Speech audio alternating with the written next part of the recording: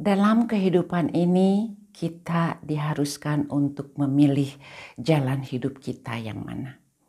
Di video ini, saya ingin menceritakan pilihan yang harus saya lakukan di dalam kehidupan saya. Semoga memberikan inspirasi kepada teman-teman semua. Mau tahu ceritanya? Ikuti videonya.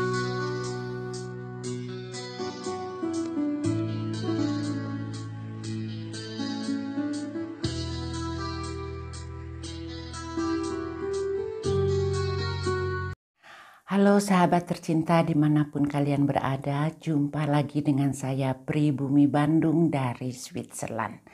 Semoga kalian semua ada dalam keadaan sehat, sejahtera selalu dimanapun kalian berada. Amin ya. Nah teman-teman semua, pada kesempatan ini saya ingin berbagi pengalaman saya ya mengenai pilihan hidup di mana sangat sulit sekali untuk memutuskannya, namun saya harus melakukan itu. Antara pilihan untuk hidup di Indonesia dan juga pilihan untuk hidup di negara Swiss. Saya datang ke negara Swiss ini dikarenakan tali perkawinan dengan suami saya yang berkewarganegaraan Swiss ya. Namun sebelum saya memutuskan untuk hidup dan menetap di negara Swiss ini, saya berusaha untuk tinggal di Indonesia bersama suami saya. Jadi teman-teman, terus terang ya, saya itu cinta dan bahagia. Hidup saya itu nyaman sekali di Indonesia jika semuanya oke ya. Namun kenapa saya meninggalkan Indonesia dan pergi ke Swiss? Sebetulnya juga sudah ada di video lainnya yang menceritakan awal mula saya ya bisa hidup di sini. Namun di sini saya ulas sedikit saja. Nah begini teman-teman, saya itu dulu tidak pernah tahu ya dan tidak pernah bermimpi akan hidup di negara Swiss ini. Jadi karena mungkin sudah suratan hidup saya ya bertemu dengan seorang warga negara Swiss dan kami jatuh cinta sehingga kami menikah ya. Dan setelah menikah itu, saya menikahnya di Hong Kong ya saat itu. Kami pulang ke Indonesia dan saya bersikeras untuk bisa hidup di Indonesia. Nah suami saya pun setuju ya teman-teman. Sehingga kami itu membangun rumah di Indonesia ya. Dan pokoknya basic hidup di Indonesia. Namun ternyata sebagai seorang yang berwarga negara asing ya suami saya itu dia kan memerlukan izin tinggal di Indonesia. Nah itu untuk pengurusan izin tinggalnya saat itu kantor imigrasinya agak sedikit ribet kayak begitu ya. Jadi istilahnya kalau kita nyogok kasih uang, surat izin tinggalnya bisa diperpanjang dengan mudah, tetapi kalau kita melakukannya dengan cara yang betul ya tanpa sogok-sogokan dengan cara yang harusnya gitu ya, itu sangatlah susah. Jadi kadang-kadang izin tinggalnya keluar, kadang-kadang dipersulit. Nah itu situasinya. Setelah beberapa tahun itu membuat suami saya yang warga negara Swiss itu dia marah ya. Ini apa katanya gitu. Ini tidak bagus untuk masa depan kita. Sehingga dengan kondisi demikian itu akhirnya ya karena saya pun sudah capek ya. Saya yang mengurusnya itu ke kantor imigrasinya itu kan saya. Aduh udah capek sekali ya dipermainkan seperti itu sehingga ya saya akhirnya menyetujui untuk mengikuti suami pindah ke negara Swiss. Wah teman-teman ya, perasaan saya saat itu betul-betul sangat sedih sekali akan meninggalkan tanah air dan kalau liburan ke luar negeri itu lain ya, perasaan kan gembira kayak gitu. Tetapi kalau untuk pindah lama-lama seumur hidup lah kasarnya ya begitu, saya sangat sedih. Saya masih ingat saat itu keluarga saya semuanya berduyun-duyun ya memakai beberapa mobil mengantarkan saya di airport. Dan hujanlah tangisan kami semua yang saat itu saya tidak pernah lupa ya, walaupun kejadian ini tuh sudah 40 tahun yang lalu ya teman-teman. Saya tidak pernah lupa betapa saya cinta dan bahagianya dan tidak kepikir saya akan meninggalkan Indonesia saat itu. Nah, inilah yang saya maksud dengan dalam hidup kita harus memilih. Ceritanya ya karena pilihan saya mengikuti suami hidup di negara Swiss, ya sudah ya saya ikut ya. Kami datang di negara Swiss itu tidak punya apa-apa teman-teman. Walaupun suami saya berkewargaan negara Swiss, tetapi dia itu bukan orang bule kaya, bukan ya. Sehingga untuk pertama saya bisa hidup ya makan di Swiss itu, saya itu menjual rumah saya yang di Indonesia ya. Jadi setelah menjual rumah, nah uang itu kami pergunakan untuk kehidupan sehari-hari sampai kami bisa stabil mendapatkan pekerjaan lagi. Nah, ini pun ceritanya tidak gampang ya teman-teman ya perjuangannya. Di sini saya pun ingin menjelaskan kepada sahabat ya, setidak-tidaknya membuka pikiran kita semuanya ya.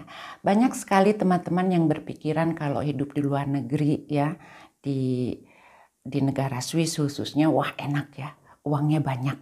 Karena memang gaji orang di sini kalau bekerja itu lebih tinggi dibandingkan negara-negara tetangga ya, termasuk negara Jerman, Italia, Prancis. Ini di Switzerland itu penghasilan kita sebagai pekerja itu memang lebih tinggi. Jadi teman-teman pikir wah enak kayak gitu. Sebetulnya ya, memang gaji kita tinggi di sini, tapi segala mahal teman-teman. Jadi kalau kita hanya sebagai pegawai biasa hidup di Swiss, ya uangnya juga sama habis ya. Ini sama dengan di Indonesia. Kalau kita bekerja sebagai pekerja yang biasa saja, ya pas-pasan ya, gali lubang tutup lubang bahkan. Tetapi di Indonesia pun kalau kita mempunyai pekerjaan yang baik, dan ini banyak sekali terjadi di Indonesia. Lihatlah oleh kalian ya, ini nyata. Hidup mereka itu sangat nyaman. Nah, mengapa tidak juga kalian lihat ya segi positifnya? Kalau hidup di Indonesia pun bisa sangat nyaman. Jadi di sini pun tergantung dari usaha kerja kita dan pilihan hidup ya. Kembali lagi, pilihan apa yang akan kita jalani. Banyak sekali orang-orang Indonesia yang sangat sukses melebihi orang-orang yang hidup di Swiss ya teman-teman. Di sini saya tidak mengatakan kalau hidup di Swiss itu tidak enak ya. Saya garis bawahi, bukan itu teman-teman. Jadi walaupun kita hidup di Switzerland itu ya tergantung bagaimana usaha kita. Tergantung dari bagaimana kerja keras kita. Jadi orang di Swiss juga banyak yang hidupnya pas-pasan teman-teman. Ya, yang harus mengatur uangnya setiap sen dari mereka. Jangan kalian pikir, wah kalau hidup di Swiss semua orangnya kaya banyak uang. Tidak sama sekali ya. Yang kaya banyak di sini. Yang pas-pasan juga banyak ya. Namun memang betul kalau di negara Swiss itu tidak ada orang yang sampai kekurangan makan atau kelaparan. Karena sistem dari negara ini sangat mensupport ya untuk orang-orang yang dibilangnya masuk sosial ya, perlu bantuan dari pemerintah. Di sini memang betul-betul dibantu. Nah, jadi ini saya bisa katakan hanya sistem dari negaranya. Namun kalau rakyatnya sendiri di sini itu ya sama, mereka kerja keras. Sama ya, mencari untuk bisa hidup stabil. Makanya di sini itu dua-duanya ya, kalau dari keluarga itu suami dan istri juga pada bekerja. Mengapa? Karena kalau hanya suami itu sendiri ya, contohnya teman-teman kalau penghasilannya 10 juta ya dari suaminya. Nah dipakai untuk hidup di sini ya, mungkin ya itu sudah oke, tapi itu pas-pasan. Kecuali kalau suaminya punya gajinya 500 juta, 300 juta ya itu lain ya, istrinya tidak bekerja pun oke. Nah untuk masyarakat biasanya itu untuk standar ya pekerja menengah itu istrinya pun ikut bekerja untuk menambah kondisi ekonomi keluarganya lebih baik. Jadi demikian teman-teman. Logikanya jika si suami bekerja sendiri mendapatkan 10 juta, ini hanya contoh ya teman-teman ya, kalau di Switzerland itu gaji itu lebih tinggi ya tentunya. Dan si istrinya membantu bekerja dengan gaji 5-6 juta. Itu kan beda ya, dari 10 juta menjadi 16 juta. Itu kan sangat membantu untuk ekonomi keluarga. Nah, pemikiran orang di sini itu begitu. Jadi mereka itu semuanya itu bekerja keras ya. Bangun pagi-pagi sama ya, kadang-kadang di sini kalau musim salju itu jam 9-10 pagi itu masih gelap teman-teman, kita harus sudah berangkat bekerja walaupun udaranya beku ya, itu kita lakukan. Nah kalau saya bandingkan lagi dengan di Indonesia, apa bedanya teman-teman? Saya pikir di Indonesia pun untuk yang punya pekerjaan ya, suami dan istrinya pun bekerja, mereka tentu ekonomi keluarganya itu akan lebih baik. Dan yang namanya bekerja itu bukan berarti kita bekerja cari kerja ke perusahaan atau cari kerja ke orang lain. Bukan ya, kita pun bisa bekerja mendapatkan uang dengan tidak perlu kerja ke orang lain. Contohnya dengan cara kita berdagang kecil-kecilan atau ide apa saja. Nah, disinilah diperlukan tantangan dari cara pola pikir kita. Bagaimana caranya untuk mendapatkan penghasilan ya. Kalau mendapatkan pekerjaan, kalau dengan gaji kecil juga kan juga belum tentu hidup kita stabil. Tetapi kalau kita mencari penghasilan yang bisa membuat hidup kita stabil, itu caranya banyak sekali. Dan saya justru salut ya dengan orang-orang di Indonesia. Seperti ada salah satu sahabat YouTuber juga di sini yang dari Purworejo itu. Dia dengan cara berjualan makanan ya.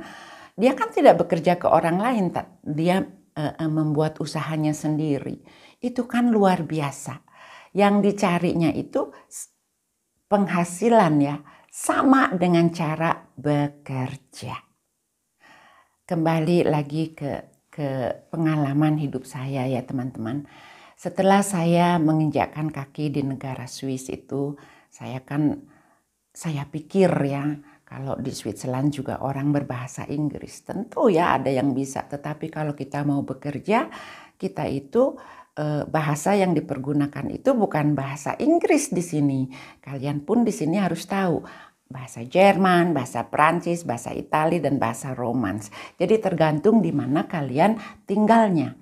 Kebetulan saya menetapnya di kota Zurich dan lingkungan di sini itu berbahasa Swiss Jerman.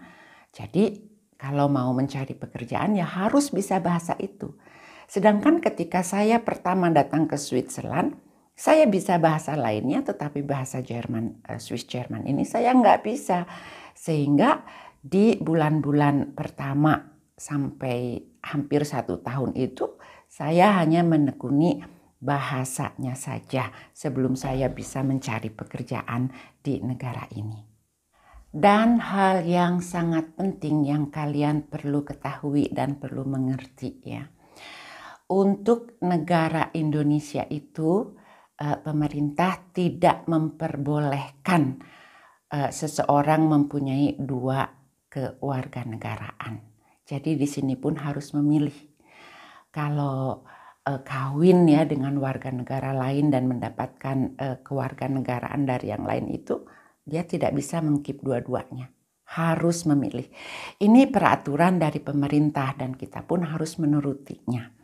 Nah, untuk saya itu saat itu saya kan punya paspor Indonesia dan masuk ke negara Swiss dengan paspor Indonesia itu tidak apa-apa ya, tidak memerlukan visa kalau kalian seperti mau liburan ke Swiss karena saya itu menikah dengan orang Swiss sendiri ya. Jadi untuk izin tinggal itu sangat dipermudah oleh negara Swiss dan di sini itu diperbolehkan untuk mempunyai 2 kewarganegaraan. Jadi kita bisa dapat 2 warga negara di Swiss itu tidak ada masalah. Nah, sekarang intinya di sini pun saya kan harus memilih. Kalau saja suami saya tinggal dan bekerjanya hanya di negara Swiss ya, saya akan tetap mengkeep kewarganegaraan Indonesia saja dengan cara setiap tahunnya itu kita kan bisa melapor ke KBRI ya, Kedutaan Indonesia yang berada di kota Bern di Switzerland dan memperpanjang izin kita. Apalagi kalau paspornya sudah mau habis, kita pun bisa memperpanjangnya di Kedutaan Republik Indonesia ya di negara di mana kamu tinggal kayak begitu. Namun problem saya itu beda lagi ya, karena suami saya itu kebetulan saat itu dia sebagai tenaga ahli dari perusahaan di Swiss yang selalu dikirimkan ke banyak negara ya. Jadi pekerjaannya itu sebagai tenaga ahli di negara mana gitu, dia memberikan conference dan dia memberikan ya tukar informasi teknologi dan lain-lainnya. Kadang-kadang dia itu harus perginya mungkin hanya sekitar 2 minggu, kadang-kadang juga 1 bulan, bahkan sampai 3-6 bulan ya di negara-negara tertentu tergantung dari proyek yang dia laksanakan. Dan suami saya itu selalu menginginkan saya ikut untuk menyertai kunjungan kerjanya itu ya. Nah, di sini juga kan jadi repot ya untuk saya. Karena kenapa teman-teman? Dengan paspor Indonesia itu tidak mudah untuk memasuki negara-negara tertentu. Harus membuat visa dulu. Dan visanya ini bisa dapatnya itu berminggu-minggu. Kalau suami saya perginya hanya 2 minggu, saya urus visanya dulu. Sebelum visa selesai, suami saya harus sudah kembali. Nah, itu ya kalau saya mempergunakan paspor Indonesia. Namun jika saya mempergunakan paspor Swiss, itu bisa langsung datang. Banyak sekali negara-negara yang dengan paspor Swiss ini kita tidak memerlukan visa ya. Kita bisa kunjung setiap saat. Contoh nih teman-teman. Dengan paspor Swiss kalau mau datang ke Indonesia untuk berlibur atau untuk tinggal sampai 30 hari atau sampai 1 bulan itu kita tidak perlu visa. Kita bisa langsung datang kayak begitu ya. Nah, tapi kalau paspor Indonesia mau ke Swiss untuk berlibur aja ya teman-teman. Itu untuk mendapatkan visanya itu susah dan lama sekali prosesnya ya, bisa berminggu-minggu bahkan bulan untuk bisa datang ke Swiss untuk berlibur ya. Apalagi kalau teman-teman menginginkan untuk bekerja di Swiss ini itu, aduh itu sangatlah susah. Nah, dengan kondisi kehidupan saya yang demikian, akhirnya teman-teman, saya memutuskan untuk mempergunakan Swiss paspor saya. Dan saya kehilangan tentunya ya paspor Indonesia secara otomatis karena saya sudah memilih kewarganegaraan lain dan meninggalkan kewarganegaraan Indonesia itu ya secara terpaksa ya teman-teman, karena memang peraturannya begitu. Coba kalau di Indonesia diperbolehkan mempunyai 2 warga negara karena akibat tali perkawinan, tentu saya pun akan tetap ingin menjadi warga negara Indonesia. Namun kondisinya sangat ya seperti ini ya. Mudah-mudahan teman-teman bisa mengerti. Karena tidak boleh dan akhirnya saya memakai Swiss Passport untuk bisa mengikuti kegiatan pekerjaan dari suami saya yang pergi ke banyak negara. Dan dengan Swiss Passport itu memang tidak ada masalah sama sekali. Nah, akhirnya ya, saya pun sangat berat sekali. Saya pun akhirnya melihat kenyataan bahwa peraturannya demikian, ya sudahlah. Saya turut peraturan, saya menjadi warga negara Swiss dan saya hidup di sini. Walaupun kalau untuk berkunjung ke Indonesia, saya selalu lakukan ya, menjumpai sahabat-sahabat semua, menjumpai keluarga, famili semuanya. Tetapi ya begitulah kehidupan di negara Swiss atau di negara Indonesia. Kalau menurut saya ya sahabat-sahabat, itu tergantung dari pilihan kita. Dimanapun sama aja ya. Di Swiss itu tidak semuanya enak. Ada juga hal-hal yang banyak yang tidak enaknya. Dan di sini pun ya tergantung dari kerja keras kita semua. Akhirnya saya pun menyadari kenyataan kalau saya tuh harus hidup ya di negara Swiss dan harus melakukan peraturan-peraturan yang ada di negara ini dan bagaimana. Saya pun belajar ya banyak dan akhirnya sampai hari ini saya sangat bersyukur kehidupan kami stabil di sini. Semuanya oke ya. Jadi dengan ini tuh saya ingin berbagi pengalaman hidup saya ya teman-teman. Tidak semudah atau tidak seindah yang kalian bayangkan ya kalau hidup di luar negeri itu langsung wah, langsung enak. Itu saya tidak percaya ya. Nah, terkecuali kalau kalian atau ada teman-teman yang hidup di Swiss karena tali perkawinan dan mempunyai seorang suami yang kaya raya, yang segala serba ada, itu oke ya, itu mungkin iya ya dia hidup enak ya. Tetapi kalau seperti saya itu, walaupun suami saya cukup dan dia itu tidak menyuruh saya untuk bekerja ya, namun sebagai wanita yang sudah biasa bekerja dan mempunyai atau berpenghasilan uang sendiri juga nggak enak ya. Dan selain itu menurut saya ngapain ya hidup cuman makan uang dari suami. Kan juga enak kalau kita bisa berkarya, bisa mendapatkan atau menghasilkan sedikit uang ya, itu tergantung ya. Dan kita kan enak ya teman-teman kalau kita punya uang sendiri itu nggak usah mintain suami terus, kita bisa kalau ingin berbagi ya dengan keluarga atau dengan sahabat, dengan siapapun, itu perasaan itu lebih ngemplong.